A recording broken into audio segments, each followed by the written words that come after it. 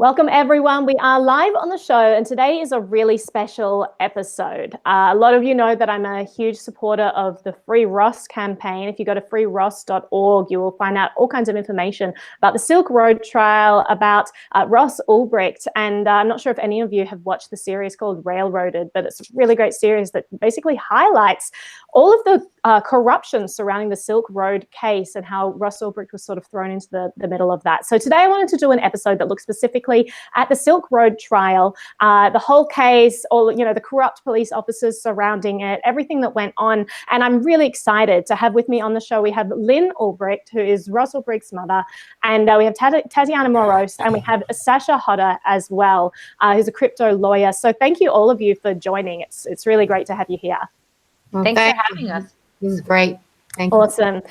So later on in the show, we do have two special guests who'll be joining us. We have Jeffrey Tucker who'll be dropping in, and we also have Lyn Ulbricht, who's Ross's sister, just talking about everything and her experience as well. So it's just such an important issue, and let's just go straight into this. As you know, I'm trying to raise a little bit of funds on this live stream. So if anyone is interested in donating, it's a super worthwhile cause, as you will realize if you don't already. A place where you can do that, let me just pop the link in the chat here. So if you go to bitbacker.io, we are doing this live stream fundraiser in partnership with BitBacker. So all the funds that go to my Power Chat page will go straight to freeross.org. There is also a Free Ross just set up their own BitBacker page as well. So that's the link that I'm putting in now. So either of those pages, you can Power Chat, you can send a message. I'll be announcing all of those on air just as a thank you to you all for supporting this cause. And just right off the side, I also wanted to mention that in a few hours, there's an art auction fundraiser for Ross that is ending as well. So that is by, I don't know how to pronounce this Twitter username, KSPR4Y. So they're doing an art auction at the moment. All the funds are going to Free Ross as well. So let me just pop that link in the chat there. And of course, most importantly, all of this money, I mean, there's just an ongoing battle at the moment because this is the most disgusting sham of a trial that has just surrounded this case. And as anyone knows who's followed this, I mean, the sentencing did not at all follow the crimes that Ross was actually put in jail for, found guilty of. So there is a petition going around, which is super important. So I'm also putting that link in the comments there. So if you wanted to click on that, if you haven't already, please do sign the petition because it's just really important. We'll go on to explain why that's so important later on. So to start off with, I wanted to go straight to you, Lyn. Let's have a little bit of a one-on-one about the actual case. I was at the trial and the sentencing. I heard firsthand the judge who's citing Ross's political convictions as a reason for his super aggressive sentencing, which is 2 life sentences plus 40 years. That, for me, just blew my mind. And so this has gone through many stages of the court system to see if there could be a retrial. It finally went to the Supreme Court. They denied it, which is so disappointing because there are red flags all the way through this trial. You were there. You saw all of them firsthand. I was there and was just aghast at what was going on in this trial. So let's actually talk about what actually happened there in the Silk Road trial. Yes, it certainly has changed my view of the justice system in the United States. And I'm very concerned about the state of criminal justice here because it's, as far as I can tell, it's been hijacked by people who do not care about the Constitution, do not care about fair trials. And that puts us all in peril. It's not just Ross. And yes, the judge who thankfully for justice in the world has retired from the bench and is now in the private sector where hopefully she can destroy fewer lives. She did exactly cite Ross's, she said, his philosophy. She said, we know you created the site for philosophical reasons, which, by the way, is her admitting that she knows he didn't start it to sell drugs. It was about freedom and privacy. We know you started this site for philosophical reasons, and I'm just not sure that's a philosophy you've left behind. Yeah, and she said it's a dangerous philosophy. She said that this is you are a danger to society for these beliefs, and she cited some of them. You know, this kind of anti-government rhetoric. I mean, it's like this idea that someone who doesn't like what's going on in the government right now is somehow an enemy of the state and deserves to be put behind bars for 2 life sentences plus 40 years is absolutely insane. Thomas Jefferson said, "It's our duty to push back on a government that's becoming too oppressive." That's what we're supposed to do as Americans. Yeah. He is putting someone in a cage for the rest of his life, at least partly based on his philosophy. She admitted it. This is a complete violation of the First Amendment.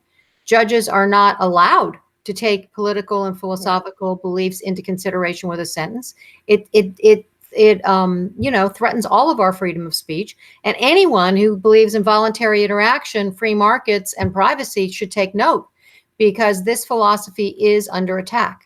Mm-hmm. So let's go to some of the biggest things that people say when I mention free Ross. I mean, I'm such a huge supporter. It's an important issue for so many reasons, because of the precedents it's set in the electronic age when so much evidence is digital, the precedents for how the NSA is involved in some of these cases, and with like parallel construction. I mean, it's just all kinds of things. But also there's the issue of sending someone to jail on things that the judge has brought up that he hasn't even been charged with. This is a huge issue. So the first thing people say to me when I'm mentioning Ross is, oh, didn't he try to have someone killed?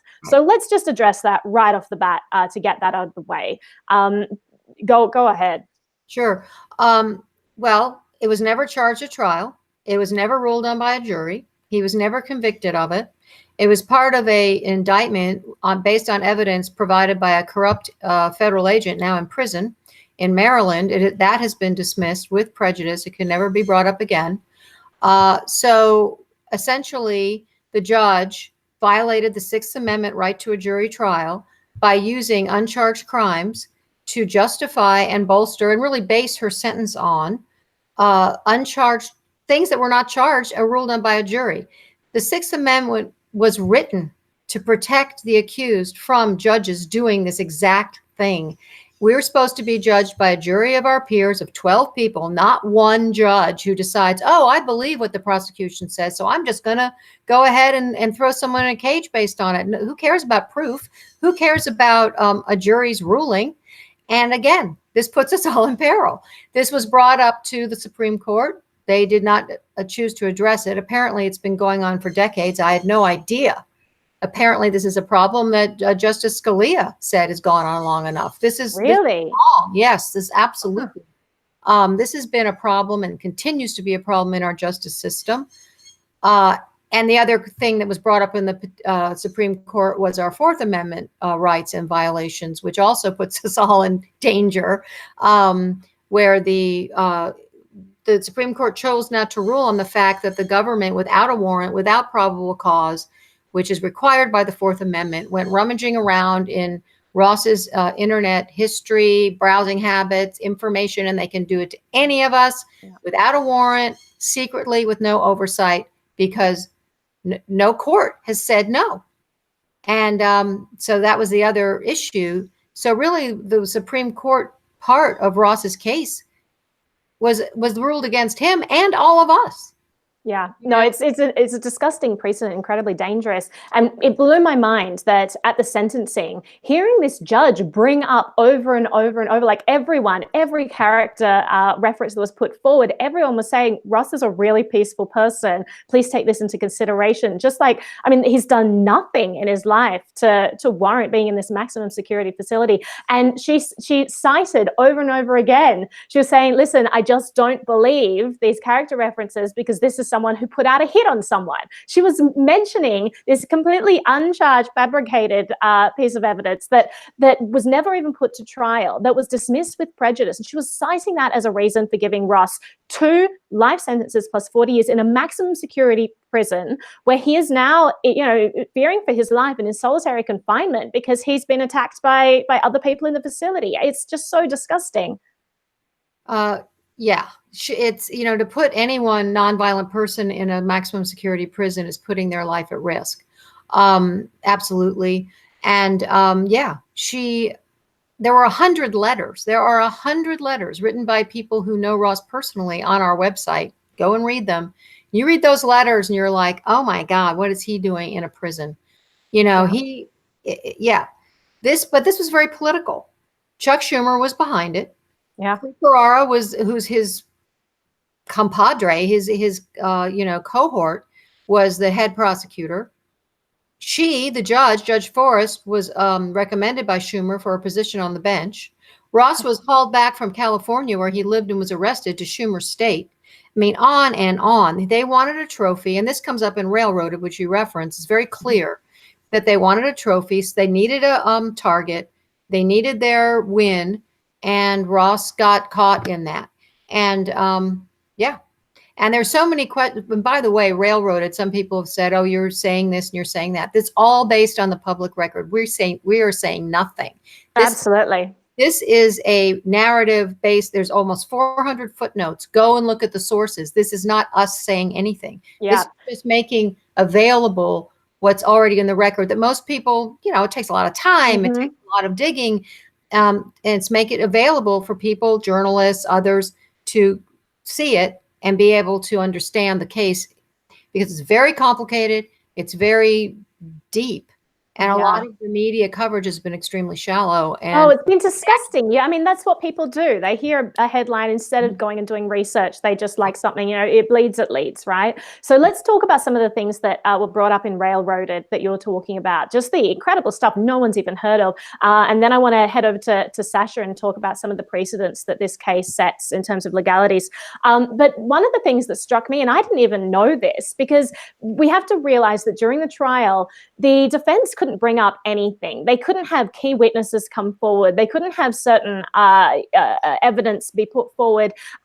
We couldn't hear that the two lead investigators in the case were corrupt officers who were being sent to prison soon after. I mean, it's crazy how much stuff was not brought forward. So when I listened to the Railroaded, some of the information, I was just like, wow, I did not even know this. And just before I say that, I want to say we just got an anonymous donation through BitBacker. Thank you so much. $5 in Bitcoin. Says, Lyn, I saw the interview that you did with Julia Turinsky a few years back, and I just wanted to say you're a truly incredible person. I think that we can all second that, Lyn. You win Mother of the Year, but it's like you're fighting for all of us, for justice of everyone in the United States who has to live under these rules that these ridiculous cases set with the just disgusting precedents that they set. So thank you for being such an amazing fighter for all of us.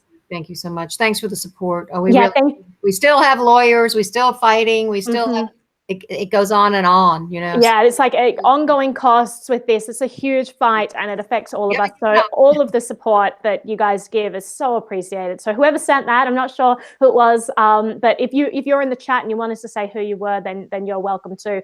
I didn't mention this at the start, but if you wanted to send a donation through BitBacker, you actually don't need an account. So you can send that through anonymously, as this person did. So you're welcome to let us know who you are. Otherwise, you don't have to at all. So thank you so much to whoever sent that. But I wanted to mention, so the whole first 2 episodes really looks at Mark Karpeles. Now, we know Mark Karpeles from Mt. Gox fame, and a lot of people don't realize that he was the prime suspect for being the person who ran the entire Silk Road website right up until the arrest of Ross Ulbricht. Like, just, until then, you still had the lead investigator who put together all this information and started this entire thing, still saying Mark Karpeles is the person. And this is based on a tremendous amount of information. Now, it seems kind of like, oh, well, we're just putting this together after the fact because we don't want people to look at Ross. It's like, there's a tremendous amount of evidence out there that suggests that Mark Karpeles was actually the admin. I mean, it's incredible that no one even hears about this, and that someone who has a history of embezzling funds on their exchange, of losing people huge amounts of money, that it's just wiped clean. No one's even talking about that. And Ross Ulbricht is in prison for 2 life sentences and 40 years. So do you want to mention something a little bit about that? Yeah, sure. Well, first I want to be clear. I or Ross or any of us are not accusing anyone of anything, including Mark Karpeles. We are reporting the record. That's Absolutely. But the most important, I don't want to see anybody in prison that I well, no, of course not. But the most important thing is that no one hears the story. All we're hearing is the media coverage, which, as you said, is super shallow. There's like, it's not just Mark Capellas. There's like all of these corrupt police officers involved in it, planting evidence. Yeah, so go ahead. That clear. That's all. Because I said that. I'm like, no, I'm not doing that. But we aren't holding back on what's in the record. This all came out in trial on the third day, and it was shut down by the prosecution and the judge. And anything to mention, the judge was all for it the third day. By the end of the weekend, when we all reconvened, she shut it down. The jury was told to forget there was any mention of an alternate perpetrator or Mark Karpeles or any suspect. And it was all off limits. And that was completely suppressed. I don't know what happened over the weekend, but she did a complete about face.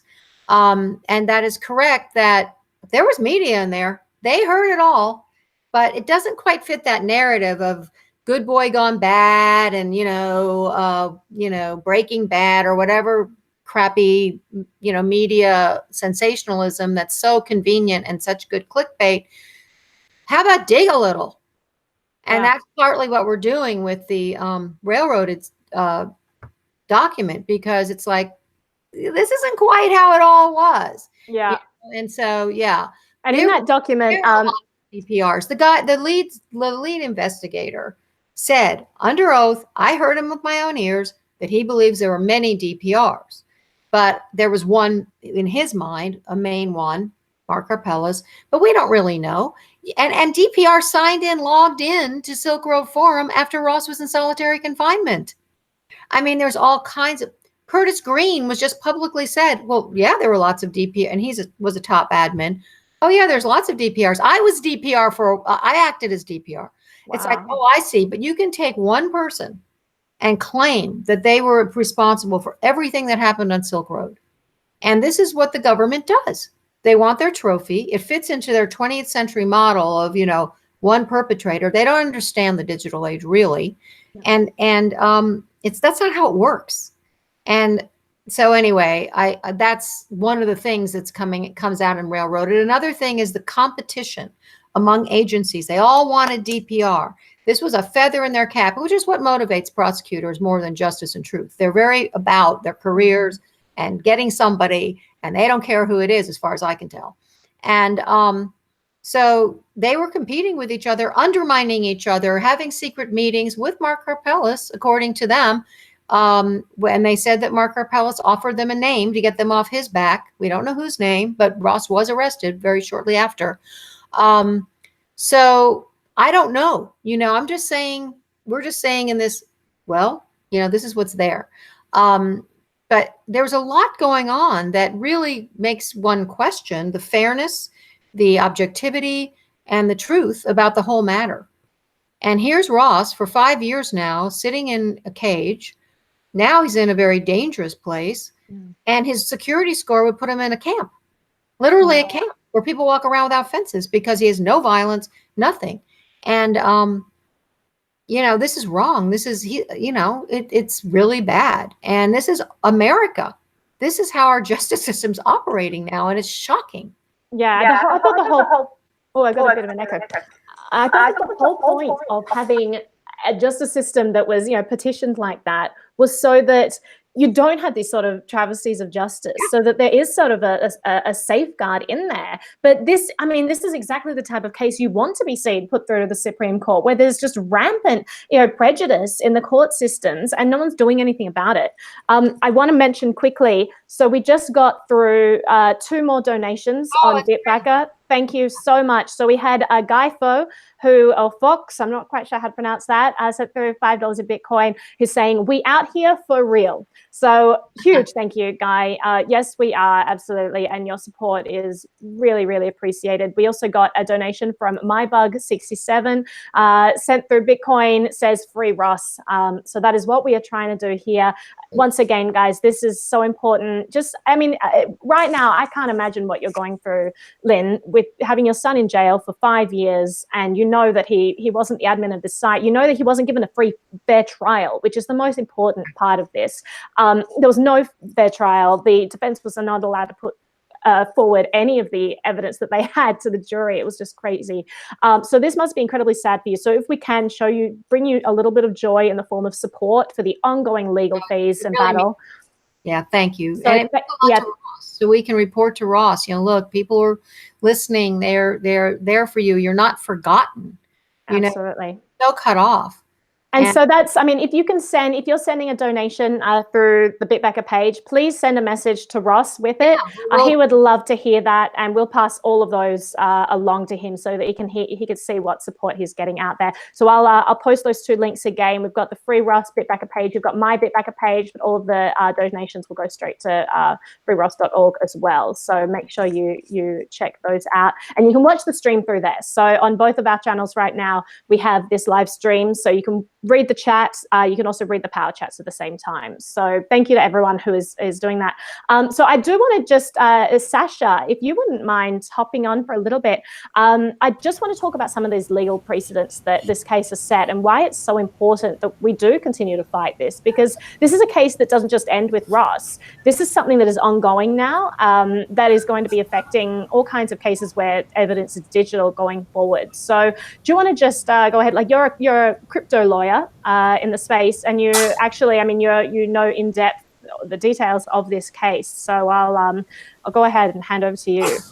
Oh, thanks, Naomi. How's the volume now? I know earlier we were having a little challenge. Yeah, you sound great. Okay, good. Well, yeah, I find, same as you, same as Lyn and Tatiana, find this case is just a travesty of justice here, because there were so many things wrong with it. And I guess we can start with the digital evidence. And I didn't even realize all of this until taking the time to watch and read the Railroaded series. And that really points to the fact that, well, one, we don't know where Ross's name came from. And I think Lyn has talked about that a little bit, that, after what came out from Edward Snowden saying they were targeting Bitcoin, it was likely, well, we don't know exactly what happened of how they got his name, but it probably wasn't with the proper channels. It was the NSA, Sasha. It was the NSA, which is illegal when it's Americans. Mm-hmm. So, yeah, so there's that. And then when he was arrested, they took the laptop and didn't follow the protocol with it and had it for 6 hours. And only one person knows what happened with the laptop. And they were supposed to use a very straightforward process that basically videotapes and preserves everything that was done on the laptop to take the evidence off. And it came out after trial that certain files were definitely changed and tampered with, and that information was still relied on. So to me, there's the doctrine of the fruit from a poisonous tree. So if something was done wrong by the government, everything that was determined after that initial mistake or overreach, like for instance, if something was seized without a warrant when a warrant was required, and that seizure led the government down a trail of, multiple other evidence and witnesses, nothing that was obtained from those other evidence or witnesses is usable because it was found from the poisonous tree. So in this case, I can't understand why that wasn't applied here, that if the evidence was tampered with, then everything that was derived from that evidence should not be usable. And can I just make a point about that? So actually during, I can't remember whether it was the sentencing, I think it was during the first hearing. What was it called when they had the first trial that was like a pushback? Lyn, what was the sealed hearing before the trial, you mean? No, afterwards, immediately after the hearing. I mean, the sentencing. Whenever you were first petitioning the case. So during that, that's the appeal to the second. So just the first appeal. Okay, yeah. Then the appeal through the Second Circuit, I think, right? Yes, correct. Yeah. So during that, I remember in New York. Yeah. Again. Go ahead.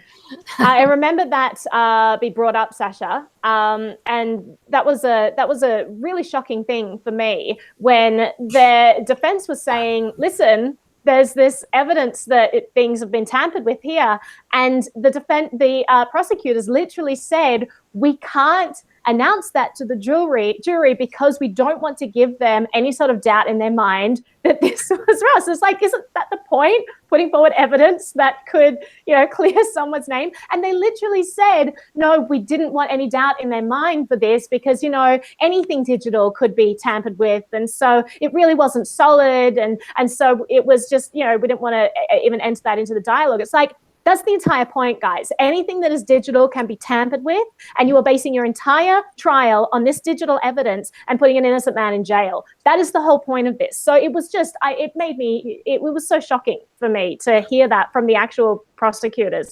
It's just so disgusting.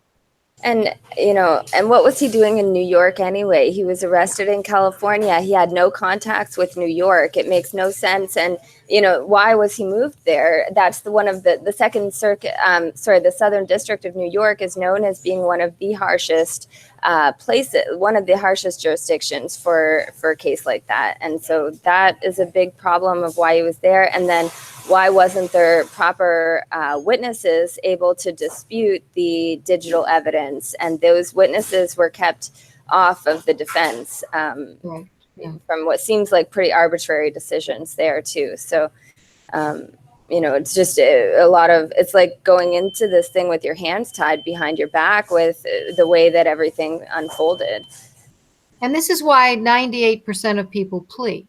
They're threatened and by prosecutors that if they do go to trial, they will lose and they'll have a worse consequence. And so they don't. And even if they're innocent, they plea. And so we're basically losing trial by jury in this country. And it's one of the foundational tenets of our justice system. And we're losing. And so let's also talk about this precedent that it sets going forward.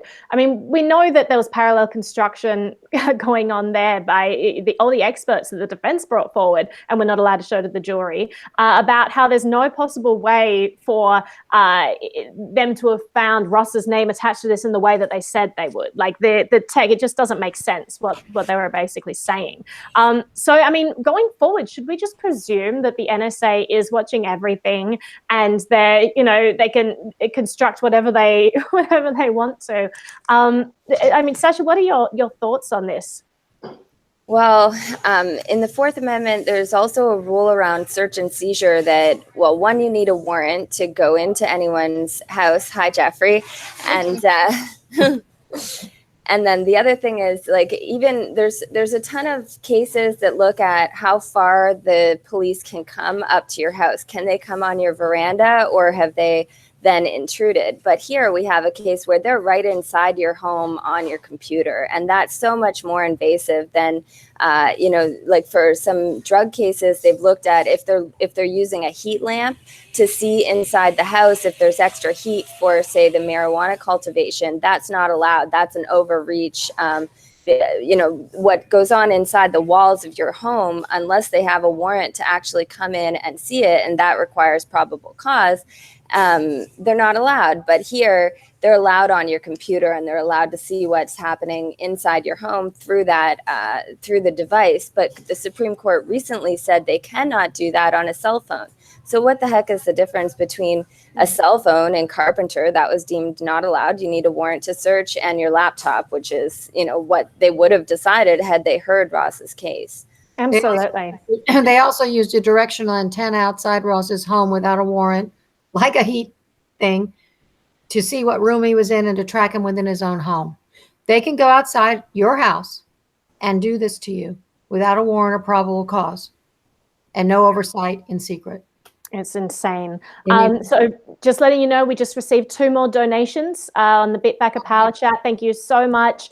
We have one from Anonymous again saying, please ask Mum to tell Ross we haven't forgotten about him and we'll keep fighting. Absolutely. I absolutely will. Thank you so much. And we have another one from Anonymous, sent Bitcoin Cash and says, thanks for doing this, #free Ross. A huge thank you to everyone who is sending donations through, and huge thank you for the messages. I've said it before, but it's just so important.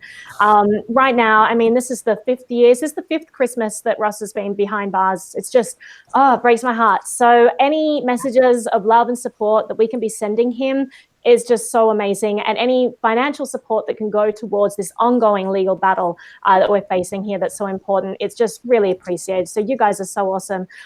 Welcome to the stream, Jeffrey. It's lovely to have you here. I want to just go over now to Tatiana and just mentioned a couple of things there. So Tatiana, you are very well known in the crypto space. You've written songs about Ross and the Silk Road. I'm going to post those in the information, so there are people asking about that. I'll send those songs. Beautiful, beautiful stuff there. Tatiana's just amazing. And the cover photo on your album was actually a picture of you holding a guitar, which was drawn by Ross Ulbricht. So you have a personal connection with Ross. Do you want to just talk a little bit about that and about how this case has affected you and how you've seen it affect Ross as well? Sure. So when I first of all, thank you so much for organizing this, Naomi. Yeah. It's really good to be among everybody. You know, a few years ago, we did a free Ross-a-thon, and it's good to see the community still being interested in supporting Ross.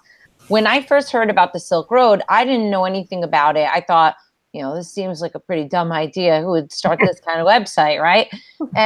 And through my time getting to know Lyn first, and then subsequently Ross and Callie and the rest of the family, I got to understand just what a travesty of justice this case has been. And more importantly, that it's really just a symptom of a much larger problem that is plaguing the United States. You know, I used to watch Ally McBeal and all these law shows. I thought that I knew exactly how the legal system worked. And that was a real rude awakening. On a more personal level, you know, I've gone to visit Ross several times in prison, over a dozen times at this point, and we've become very close friends. And, you know, when he did it's a Judd Weiss photo that I had sent him, and he actually did it for me as a birthday present. So I wanted to use that as a way of humanizing the story. And that was sort of my goal with the Silk Road song, is to sort of humanize this, because you hear this terrible headline, but behind the terrible headline, there's a family suffering. There's somebody who, even let's say he was completely responsible for the Silk Road, which I don't think is very likely, it doesn't warrant double life plus 40 years. The whole thing is completely insane. Ross certainly isn't a violent person. He's one of the nicest people I've ever met. And he's offered a lot of, I think, personal development and instruction through his suffering. I know that sounds kind of silly, but he's really taken his bad experience and turned it into an opportunity for others to learn from it and to hopefully expect more out of themselves and to behave in a dignified way. So, I mean, I count myself better for having known Ross, but it'd be better to know him outside of those prison walls. Absolutely. And he talks a lot in his posts. So if anyone doesn't follow him, he does have a Twitter account at the moment. As we know from the trial, he's actually been banned from using computers. And it's insane. But what he's doing is he's actually reading the tweets to people who are posting on his behalf. So that is Ross, and his words that you're hearing on there. So if you're not following the account, make sure you do. As you said, Tatiana, there's some poignant stuff there, and it's incredible to say this about someone who has had their life taken away from them, but to actually find that, you know, I'm growing as a person from his instruction, from his experiences. I find like I'm becoming a better person. He's going through so much, you know, and it gives your life a whole lot of perspective. You hear about his struggles, but you hear about how he's fighting it constantly. All of the joys, you know, the ways that he's finding joy in his life, all of the things that he's found help him, you know, deal with this situation. So if you're not following him, I really recommend that you get on there, because it's just great to hear from him, and heartbreaking to hear him talk about, oh, you know, I wish I could be out surfing. I wish I could be out, you know, doing all these things. Like, yes, that's what all this is about. So if we keep the fight going, we keep helping Lyn with this battle, this legal battle, we keep helping her fund it. You know, there's not like some infinite sum of money that she's got lying around. It all comes from community support, and the community has been amazing around this. So just keep that going so we can continue this battle, because it's so important. And Jeffrey, the Twitter is @RealRossU. Just so people know, it's @RealRossU. I have a Twitter _Ross, and then he has one @RealRossU, and that's words. Someone is asking if they can PayPal you money. Is that available? On freeross.org, if you go to the donation page, you can do PayPal and Zelle, And Rust.org. So I'm just posting that link as well. If you wanted to do crypto, you can go through BitBacker, which means you can also send a message to Rust with your donation. And all of that money goes directly to freerust.org. And if you wanted to use PayPal or fiat, then you can go through their website there. It's all so helpful. And Jeffrey, I wanted to talk about your personal experience as well. And just like you and Tatiana, both seem to have this close connection with Russ, and you've talked extremely eloquently about this whole thing and about how the travesty of justice that this case has been. So I just wanted to welcome you to the show, seeing as you just dropped by. Yeah, thanks for holding this. As far as I'm concerned, history will not be made right until this great gentleman, this visionary man of compassion and love is free again. And I think this is going to happen. I mean, one of the things that I think is interesting in our times, we're developing a greater consciousness, and not just among libertarians, but among everybody, the left and the right, everybody, about all the people being held unjustly in the American prison system, which is around the world a disgrace of this country. And Ross, to me, is a great example of that. As you mentioned, this absurd time he got. And for what? I mean, it was 2011 at a time of great innovation and really a perception of the possibility of creating a new world of peace through exchange and association. And Ross, I think, was always on the forefront of being a dreamer in that sense, And so he created this website, or at least was involved to some extent in its creation, with the purposes of creating a more peaceful and humane world. I mean, that was all that was really driving him. And he was inspired very much by the Austrian School of Economics and by the rise of volitional-based political economy. And we're talking about a serious intellectual here who really saw the possibility of making the world a better place. And that's all he was really dedicated to.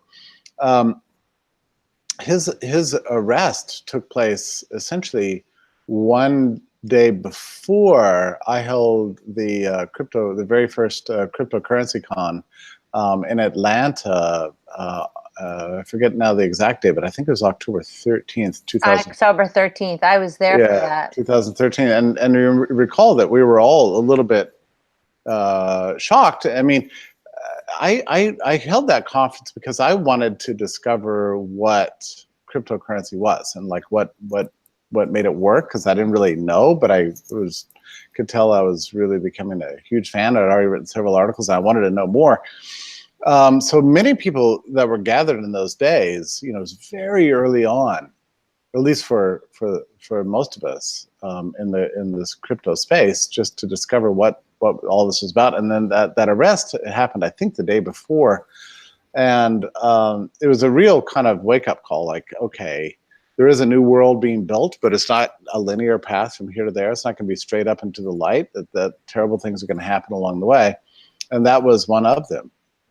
And to think that Ross is so much on the forefront of this, like 2 years earlier, had a greater comprehension and understanding of what was happening out there in cryptography and distributed networks and peer-to-peer exchange than anybody else. I mean, he's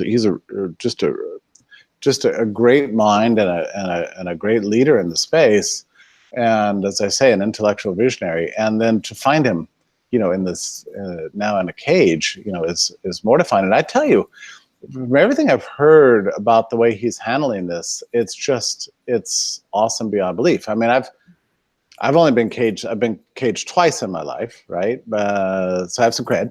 But it was only, but for a day each time, and it was metaphysically disabling in a way that I don't need to go into here. But to lose complete control, loss of control of your life, and to have people surrounding you that control your life that care nothing about you, and everybody who loves you is on the outside, it's a metaphysical transformation that overcomes you. And I could easily see a person plunging into despair, and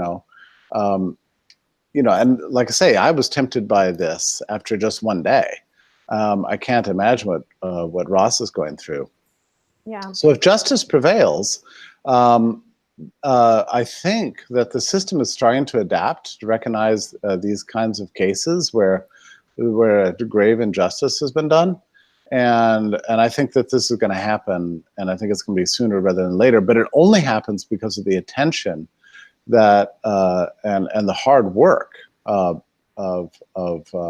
Ross's mother and all the people who love Ross and understand the situation. There's a desperate need for public education, as we've seen.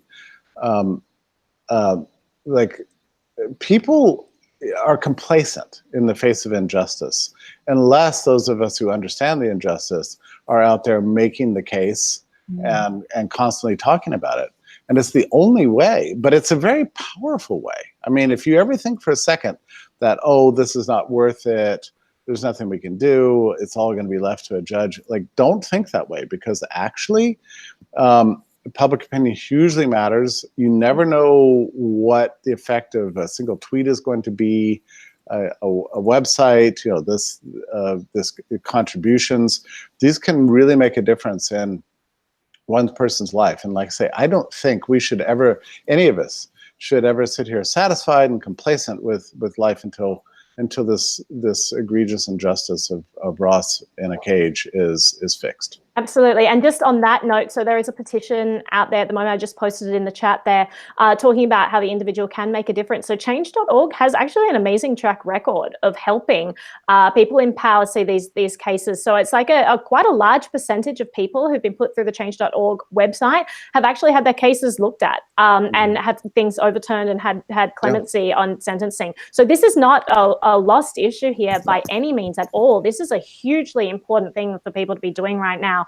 To protect people like Ross. And I wanted to just clarify something a little bit about this whole case. So it may seem contradictory for someone who hasn't really looked into this case to be saying like, oh, well, you know, they don't really know who was running it, you know, someone in charge. And then to say, well, Ross created this website because he had all these, like, he was an idealist. He wanted to create this free world. These things are not contradictory. So basically the information that we have at the moment says that it probably was Ross who started this from this very idealistic perspective of wanting to create a free place for people to transact voluntarily with each other, and the ethos of the site, and eliminate the violence associated. Absolutely, with, and that's a huge important point. And it was this idea of you could trade anything on this website as long as it didn't harm anyone else. So there were things that were not allowed on the website. Anything that harmed someone else, stolen goods, you know, arms dealing, trafficking, any of that stuff. So that actually wasn't allowed on the site. It was a very peaceful site. And then what happened along the way, for information that we've gotten from various sources and from government documents that have been released from the investigation about this, that have been released to public, is that somewhere along the way, someone approached Ross and said, listen, I found this bug in your code. I'm a developer. I'm, you know, very good at sort of this money transmission side of things. And they basically took over the name, the admin privileges of this site. And that was when the name DPR came into use. Which it makes sense, because DPR literally came from The Princess Bride, where you had this person who inherited a name from someone else and who then planned to pass that name on to someone else. So there's like this long chain of people with this name DPR in this movie. So it makes sense that if you're handing over the reins of this website, suddenly you might create this pseudonym called DPR, which that's literally what it means. It means that there are many of us as this long chain. And so you even have comments from Russ himself to people who are, they mentioned something about Silk Road, and then he responds and says, oh, well, that's not my problem anymore. So there's a tremendous amount of evidence that really supports this idea. Like, it's not just, you know, this conjecture that we're throwing around, oh, maybe there was more than one. It's really, really seems to be the case that Ross created this with this idea of a free world and then handed it off. And so when the government agencies, you had this crazy battle between all these different departments who were basically fighting to get this medal that Lyn talked about at the start. Say like, oh, well, we found DPR, we shut this down, you know, give us the badge of honor. And there was this giant battle going on in all these departments. And in the end, it came down to this sort of like race against time. One of the guys was saying, do not put this out, you'll embarrass yourself. This is not the guy, you need to drop this. It's this other guy over here. And they just went ahead and they pushed this out. And it was, I mean, it's just disgusting what came forward. And the fact that in the trial, you weren't even allowed to mention any of the other people who were being considered as being DPI. It was like, no, we need to pin it on somewhere. We're holding him up as this case example, and he's going to be this political prisoner. We're going to cite his political beliefs as being dangerous in the sentencing. Like, everything is off with this trial, and people don't realize that at all. But I just want to... I mean, which is a long way of saying, basically, that Ross's polite that he's going through right now could actually happen to any of us. Absolutely. I mean, it could be literally, and if you're a listener right now, I mean, just like hundreds of millions of people could have gotten caught up in exactly the same thing. You know, it's just that I remember one time the second time I was in jail, and again, I am not trying to compare my sentencing to Ross's in any sense, but I remember being next to this guy, and I was being let out because I had, I don't know, connections, and I had a credit card, and, you know, they opened the bars to me. But meanwhile, I had bonded with the guy next to me who had come in the same day. He was stopped for a tail light on his car. And then they found unpaid tickets, so they dragged him off to jail. And when he was out, and then in jail, they did a complete search of him, and they found like about that much marijuana. It's buried deep inside of his pocket. And so his charge was upgraded to a felony charge of trafficking in drug trafficking in a correctional institution, felony, and all the jailers and, you know, the people that are the employees of the jail were all cheering about this. They were all like celebrating, giving each other high fives. Yay, we destroyed another man's life. Yeah, that should make you sleep better. And so I don't know whatever happened to him. Have more inventory for our business, our industry. Yeah, that's exactly what it was. And so when I was being let out, I was walking out of the thing, and I just embraced him really closely, and I was just like crying really for him. And I said to him, I mean, he was an immigrant, by the way. Probably, I don't know if he was undocumented or not, but I said to him, I don't really understand why I'm leaving and you're staying. Can you make sense of that? And his response was really stuck with me. He said, well, in this case, you are lucky and I'm not. And I thought about that as I was leaving. I thought, is that really what we want our justice system to come down to? Just this weird luck of the draw, like you just have to be in the wrong place at the wrong time, you know, and you get targeted and I don't. And is that really the world we want to live in? And I think in many ways this is what happened to Ross. I mean, just like he was got on the unlucky end of what was basically an unjust system. And I think human life is worth more than that, actually. Like, we should aspire for everyone to live in dignity and freedom, and to live a great life, and for the world to benefit from the value that every individual brings to the rest of society. We need Ross to be free, and this injustice has to be corrected. Yeah, for sure. I just wanted to announce we got another donation from Skrilla, who says, free Ross. So thank you so much. That is amazing. And I'm loving seeing messages attached. Like, I've donated many, many times to the free Ross page. And it's like, there's always this moment where, you know, you put in the money, you kind of forget how many donations you've made. It's kind of lost in there. Like, I love this system where you can actually have a wall. You have a list of people sending messages that are there. You have this support page where, you know, if Ross wants to, like, we can print out these messages and give them to him and say, these are from people who are giving you money because they believe in you, because they're supporting you. They don't want to see you be unlucky. They don't want to see you be this person who's suffering from this tremendously corrupt system. So huge thank you, Skrilla. Really, really appreciated. I mentioned it at the start of the show, but in a few hours, the auction, the Free Ross auction, which is all going to Free Ross as well, is happening. This is an independent artist. If you go to their Twitter, their page is KSP R4Y, and they're doing a free Ross art auction. It's open at the moment. I'm going to post that link in the chat right now if you wanted to go over there. That closes in a few hours, so just wanted to let people know in case they didn't know about it.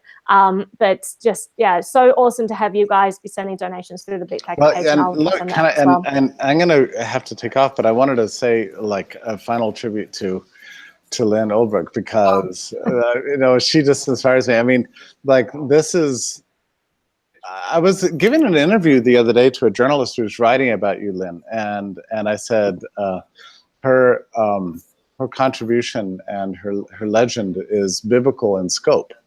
And he said, what do you mean by biblical? And I said, well, you know, our Bible stories are filled with legendary, brilliant, courageous women who make immense personal sacrifices for their sons.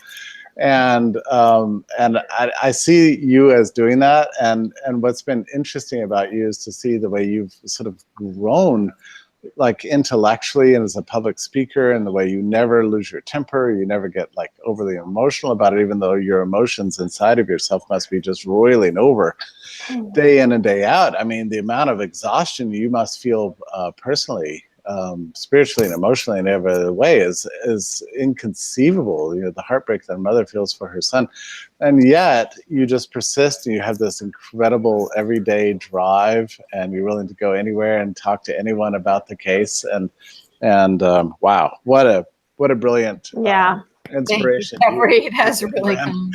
So, well, you know what, friends like all of you make it possible for me and for Ross. I mean, and Ross inspires me too. It's like, having that kind of support means everything to us. And so I'm so grateful to all of you and all the other really steadfast supporters. It's been, you know, that's what keeps me going, you know, too, is that, and it's a bigger, like we've talked about, it's a bigger problem. It's a bigger issue that really needs to be changed in this country. So, but thank you. That is really kind. No, thank you for everybody who's donating, because read it every once in a while. the bills do add up. And actually, it's just truth.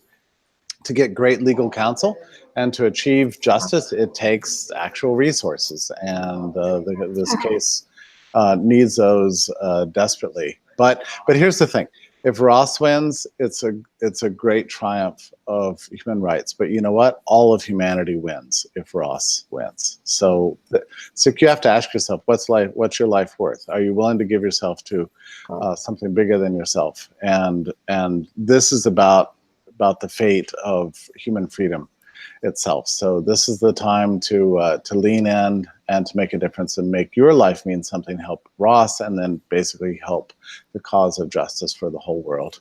And so Jeffrey, before you head off, I know that you've got to run, but I just feel like your input's so invaluable. Talking about, like, I mean, I know that people have said before, like, if Ross is innocent, he needs to be helped. If Ross is guilty, he's a hero.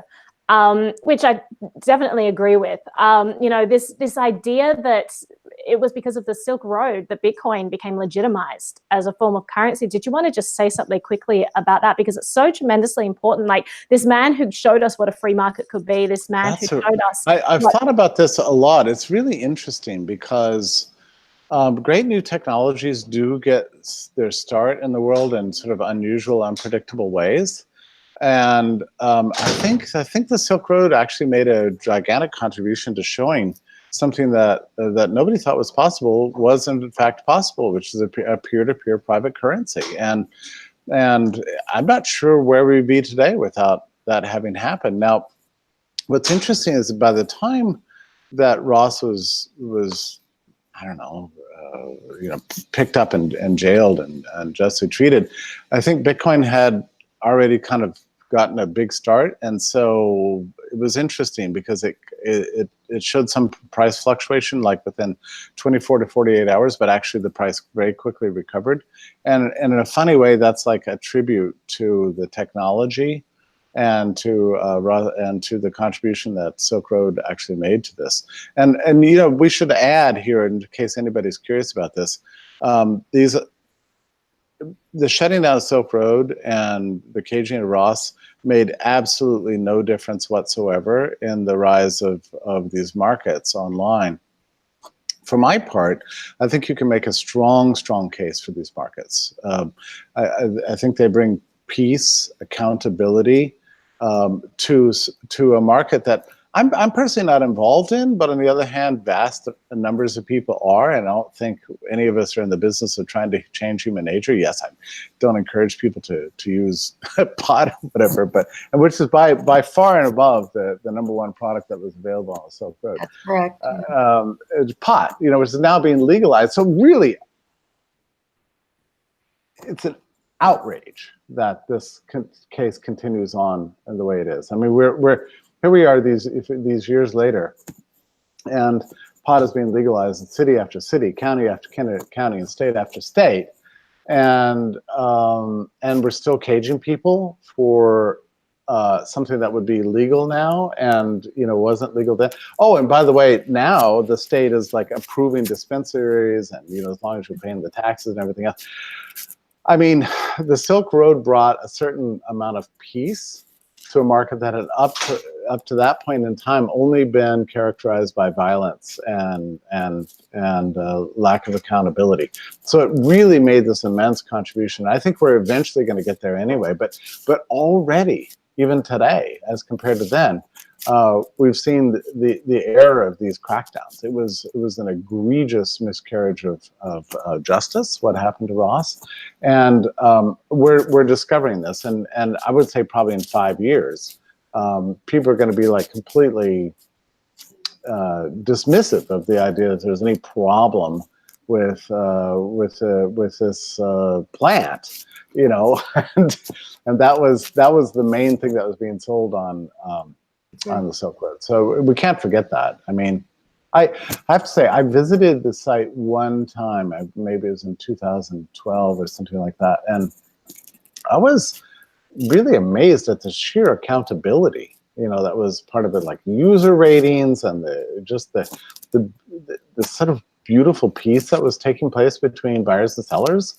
I have to add an anecdote about that, Jeffrey. So I actually only found out recently that on the site, there was actually this place, just before it was shut down, there was this place where you could send off samples from users on Silk Road to this place that would do like purity testing of this. And one of them came back, like it was like 100% pure cocaine or something. Like you can't get that sort of purity on the market. What you actually ended up having on Silk Road by the end, before it was shut down, was these sources, these dealers competing with each other because they wanted to be better, because they knew that their product was being tested. They knew that they had these ratings on their site, and it pushed the market to be better. It's incredible that as soon as you had a free market system within this underground drug marketplace, you had people being accountable and creating better products that were safer for people. I mean, it's incredible. Yeah, within months. And imagine if it had been allowed to be legal and above board and everything, like how advanced it would be at this point. I mean, basically the drug problems would end. Instead, we're choosing the path of violence and injustice and cages and jail.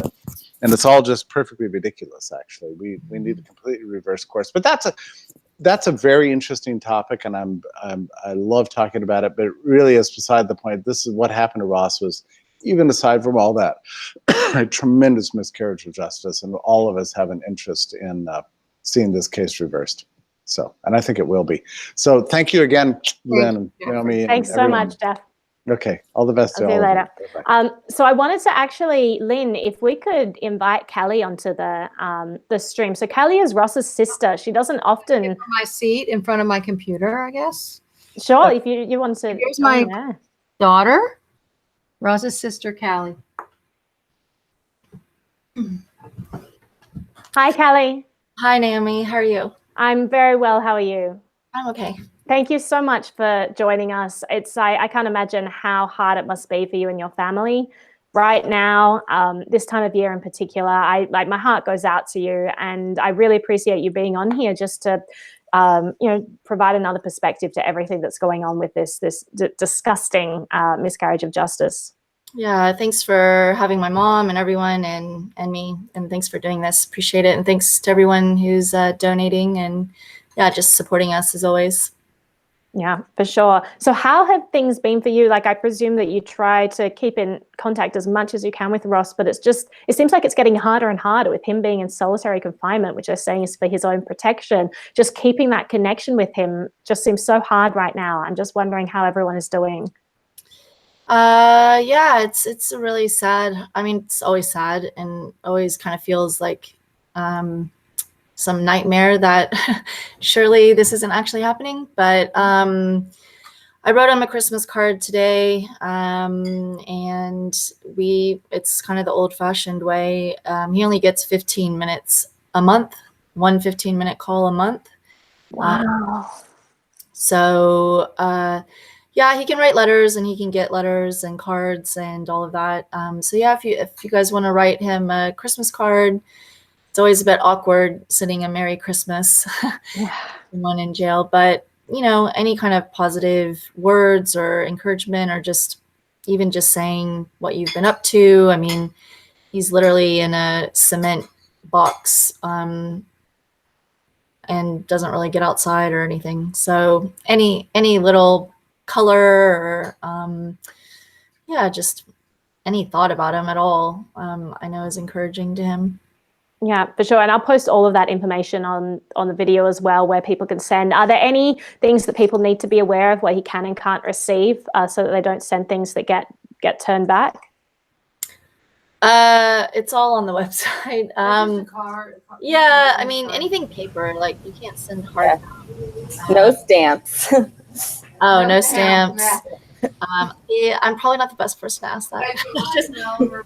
Yeah, just anything that's paper, Sudoku, puzzles, I think he can get and stuff like that, but nothing that's hard or physical in that sense, if that makes sense. All right. As you know, my heart just goes out to all of you, and I'm so grateful for you to be here chatting with us. Like, do you have any personal stories that you wanted to share? I mean, you don't have to. I kind of sprung this on you, and I'm just grateful for you showing your face here. It helps give people who are watching a different perspective. But if there's anything you wanted to share about the case or about Ross, we'd love to hear something from you. Yeah, I mean, I think just it's really easy to get caught up in all these media details and what's out there. And, you know, if you Google my name now, it's pretty shocking what I see about everything that's just untrue or just so blown out of proportion. And it's such a disconnect when I am able to visit him that, you know, Ross is just his usual self.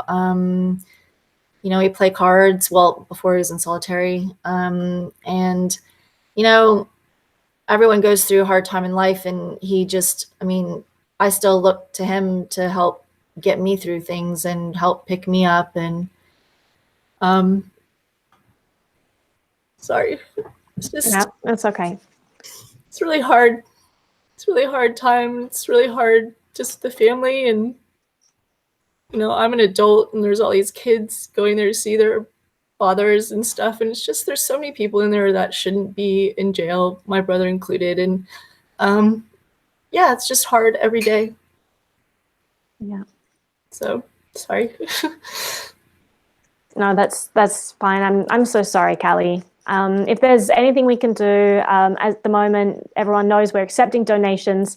It really helps if people do that. Put the petition out, the link in the chat as well. That helps to no end. It's just, you know, it's so important that we get the word out about this.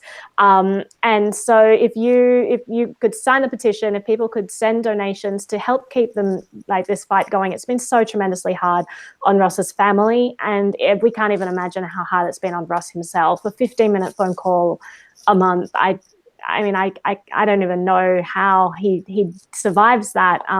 So I'm going to post all of the information in this video where people can send books and letters to him, show him support. If you do have any cryptocurrency in the form of Bitcoin Cash, Bitcoin, or Smart Cash, that's what BitBacker is accepting right now. If you could send those through, every little bit counts, and it's so helpful. And just sending a message to Ross, a note. Someone just sent through a donation just then. So it's actually the person who's running the art auction. So they just sent through a message, KSPR4Y, says, sorry I'm late. I've been tuned in for a bit on mobile. I really appreciate you sharing the auction. I'm so glad to be able to come up with this Christmas donation for Ross. My heart goes out to all of you.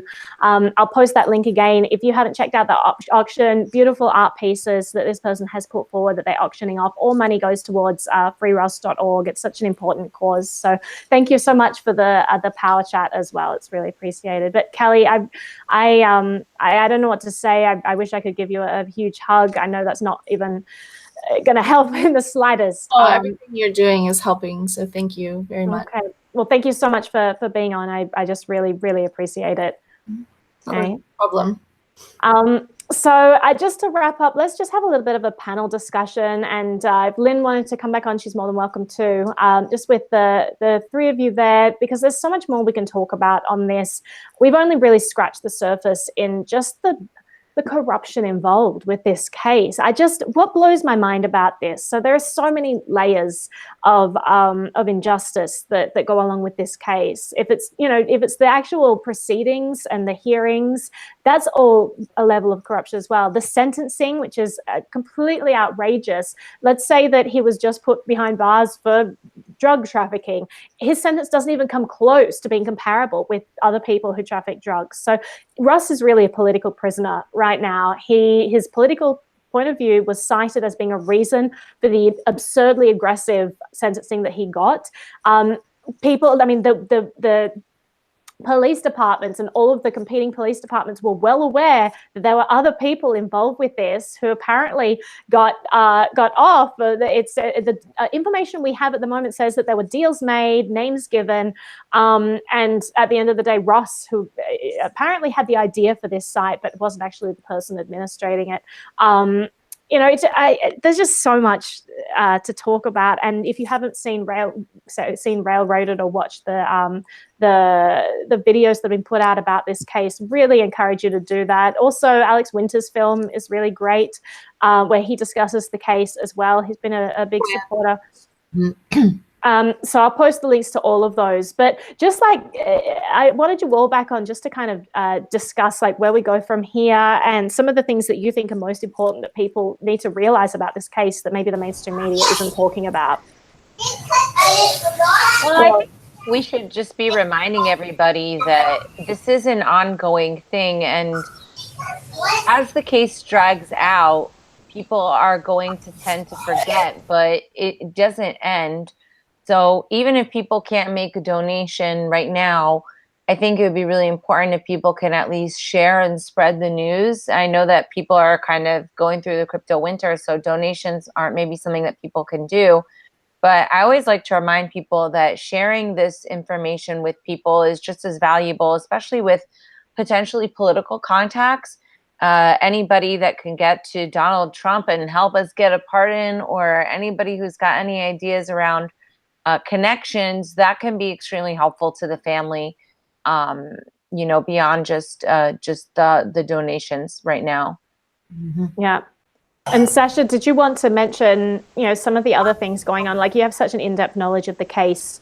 Yeah, well, I guess the next legal proceeding coming up is a 2255 motion, and Lyn is working hard on that right now. It has to be ready by June, and that has to, there's a lot that will go into that. And if it can be proved that there was some significant problems at the initial trial, then a new trial could be granted. But everything we've heard on these is that it's a real long shot for a 2255 motion to go forward. So I think, as Tatiana said, the route, the path that might be the more probable is the pardon from President Trump. And with everything he's doing on the prison reforms, it seems like he might, if he really sat down and was able to watch Railroaded or even watch something like this, it seems like it would appeal to him.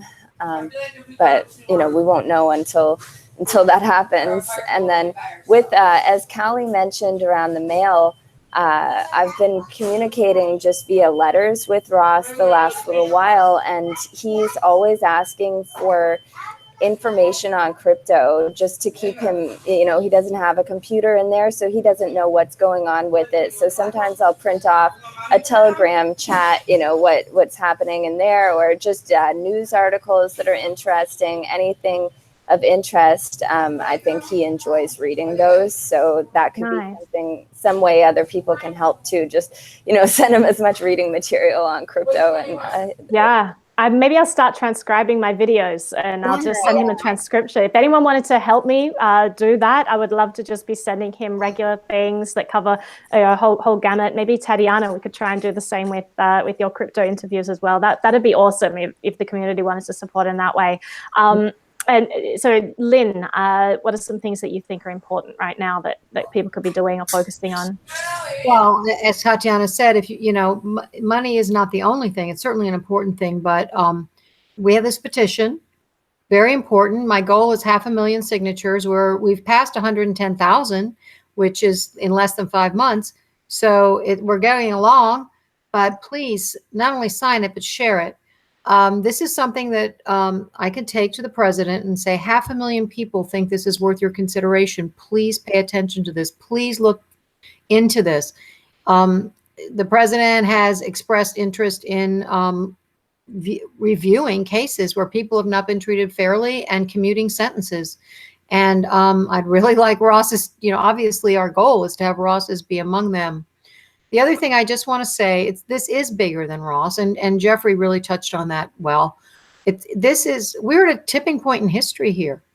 The surveillance state is growing exponentially. And this is, you know, Ross saw this 5 years ago. The surveillance state is growing. Government tendrils are going into all of our lives. And so we can either go towards more government control and intrusion, or go towards innovation and exciting things that, you know, we're on the verge of having. And it's up to us. And cases like this, where people who are the innovators, who are the pioneers, are being, and Ross is not the only one, but he's a very good example, are being thrown into cages for innovative ideas. You don't get to take that good road when you do that. And we just have to decide. And this is one case where you can push back. And I really appreciate everyone who's helping us and standing by us. And I invite others to look beyond the shallow media. Sorry, a lot of them are, and the sensationalism, and really think about this and think about how it's going to affect your future. Because as we said, it could be any of us. And I just want to mention something about the media as well. This is such an important topic because you see some of the most threatening people to government out there. It's amazing and something far beyond coincidence when you have someone who is challenging the power of the government, and then suddenly there are all these character assassination attempts on those people. It happens over and over again. If anyone has ever seen What Happened in Vegas, which is a great documentary about the corrupt police department in Las Vegas, all the character assassinations that happened when the police have killed someone accidentally or deliberately who was an innocent person. Suddenly, oh, well, that person was a drug dealer. And it's like there is all character assassination. They just pull this stuff out of nowhere. It's a great documentary if you haven't seen it. You know, you've seen the same thing happen over and over, like Julian Assange. Look what happened there. Lyn Ulbricht. I mean, what was let's just imagine for a second that there had been no mention for any murder for hire charges or anything like that. Can you imagine the incredible support that you would have seen from the libertarian community just rallying around this person? This is a hero of the libertarian movement, of the free market. And conveniently, there was also this other thing, which afterwards was swept under the rug, and let's not even worry about that. And we actually have no evidence, and it's dismissed with prejudice, so it can never be brought up again. But you see the effect that had. It is no coincidence that line was fed to the media. Where did they get all of this information from? It was fed directly to them from the prosecutors, saying these are things that you need to put out, which immediately prejudices the jury, which immediately prejudices all of the support systems that would have rallied around Russ. So I think that libertarians, anyone who believes in freedom, anyone who believes in a just justice system, really needs to keep in mind, if you're hearing character attacks against people, then take a step back and don't immediately believe them. Let's give people the benefit of the doubt. And let's actually look at evidence before we start spreading these rumors, because the number of times, and I try my best to just remain level-headed and calm, because it's so important to get people on side with this and help them realize the truth and not get angry at them because they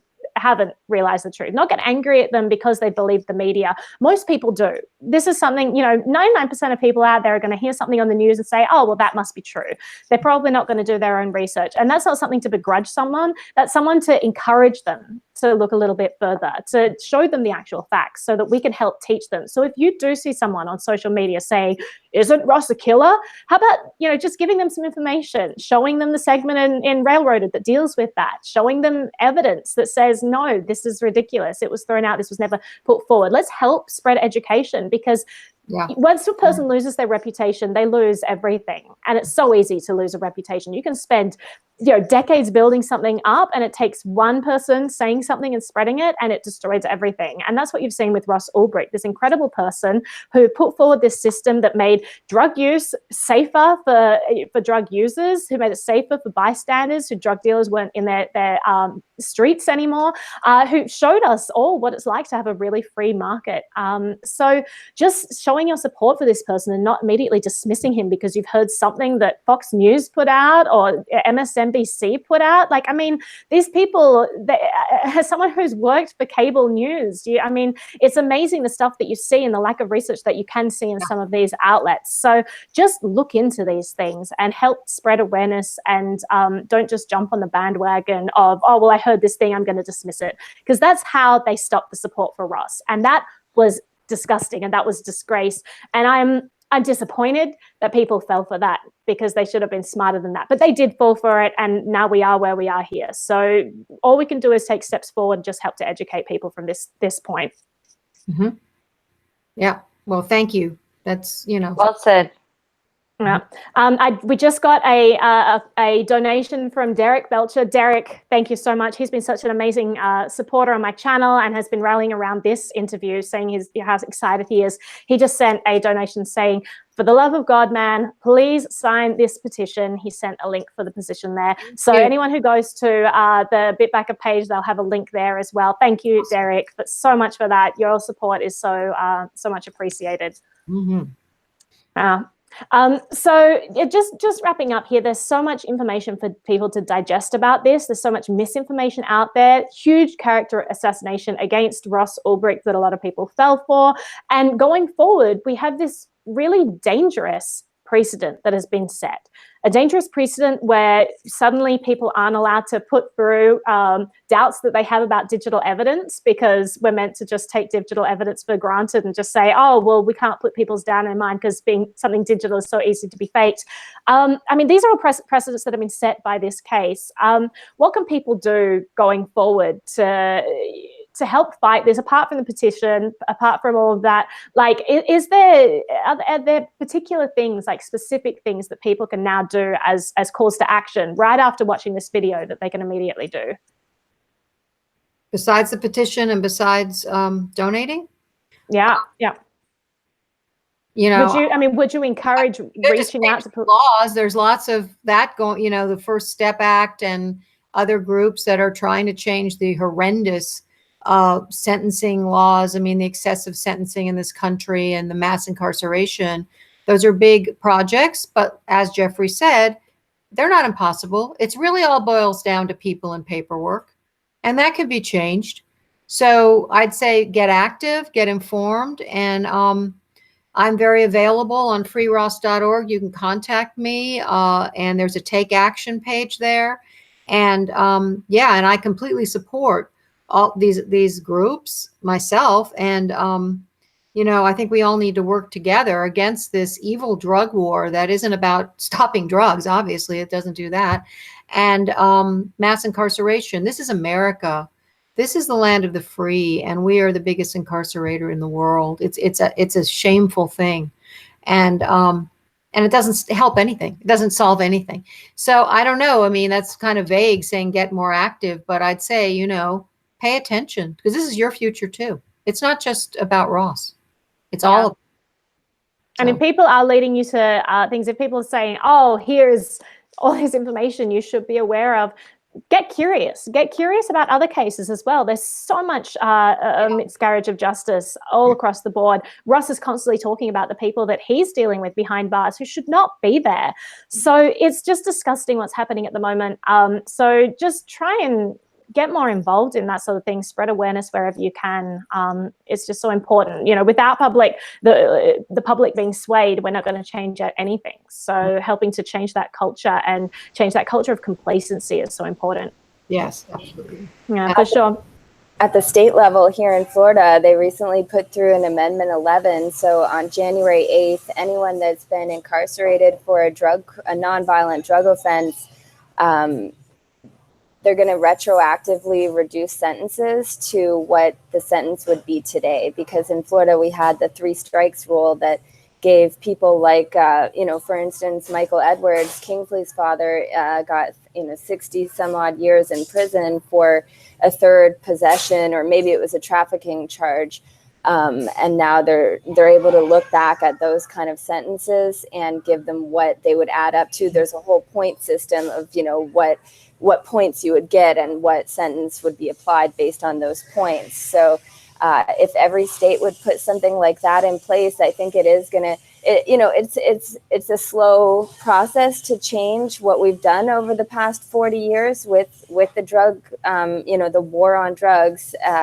But it has to start somewhere. And I think something like, at the state level, them changing the laws. We saw what happened with marijuana at the state levels, when first starts in one state and then it just becomes, every state that watches a successful pilot program, if you will, jumps on the bandwagon. So, yeah.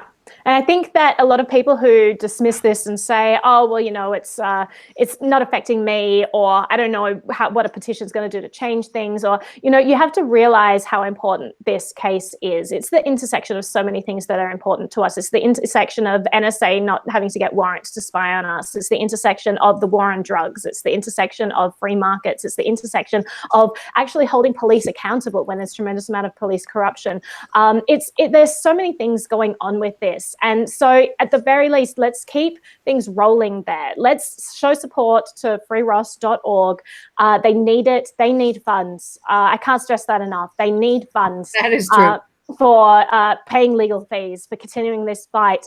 And not just like legal fees aside, Lyn is going all over the place and talking about this case, talking about this intersection of all these important issues, rallying people around this. She's getting people motivated. She's getting people to take action. It's only with mass support that anything is going to change. And she's out there single-handedly doing all of this. So any help that you can show her to help support this, she is getting people moving, and she's someone who's really making a difference in this world. So if you can support her, if you can support freeross.org, it is going to make the world of difference, because this is someone that we need to enable. This is someone that we need to support, and just not just financially, emotionally as well. Lyn, just know that there is a huge number of people out there who love you dearly, who appreciate you, who know what you're doing is changing the world right now, and you're changing people's minds, and that is so important right now. So thank you for everything that you've done, and I hope that people continue to show their support, and I hope that this has shown that just given you a little bit of joy this Christmas, growing. Well, thank you. Yeah, this has been great, and thank you for everybody who donated and watched, and and all of you obviously who participated. Thanks, Kyle. Absolutely. Thank you so much to everyone who's been in the chat. And I wanted to just give a shout out. So Derek Belcher, thank you for your power chat. KSPR4Y, thank you for your power chat. And thank you for your art auction. So important. Absolutely. That's incredible. That was great. Very creative and really good art. Very nice. Skrilla, huge thank you for your power chat. Jason, who didn't add his name to the power chat, but I know that it was you. Thank you for your power chat. Another anonymous donation. MyBug67, another anonymous donation. Guy Fo or Guy Fox, not sure how to pronounce it. All of you guys, thank you so much for participating, sending money. Free Ross now has a BitBacker page. If you want to send a note to Ross, if you don't want to mail something, if you don't want to send something physical, you can go to this page, you can write a message to him, and you can send a donation that goes along with it. It's tremendously helpful. So they have a page now. I'm putting that link in here so you can go to their page and send them their support. But all of you guys are so awesome just for being here. So if you're someone who's interested in this topic, Please spread the word, share out the railroaded videos, which is so important for everyone to watch, and just keep pushing back on social media. If people say things that are incorrect, have been proven to be incorrect, but the information just hasn't made it to the mainstream media, please be that source of information for people and spread the word and be supportive of this case. So thank you, everyone. And a huge thank you, Tatiana, Sasha, and Lyn, and also to Callie and Jeffrey for all being here and being a part of this. And all of my love goes to all of you. I can't stress how much, how important Ross Ulbricht is to me as well. I've only met him once, but he is just such an incredible person and he deserves all of our support. And so a huge love to all of you. Yeah, well, right back at you, Naomi. Thank you so much. All right. Thanks, everyone. And go and enjoy your Monday. And if the next action you do is to send out that petition to people or to send out that BitBacker account or to send out the freeross.org website, that would be amazing. So if that is the next thing you do after logging off, you have all of my respect and all of my love forever. Have a wonderful day, everyone. Bye.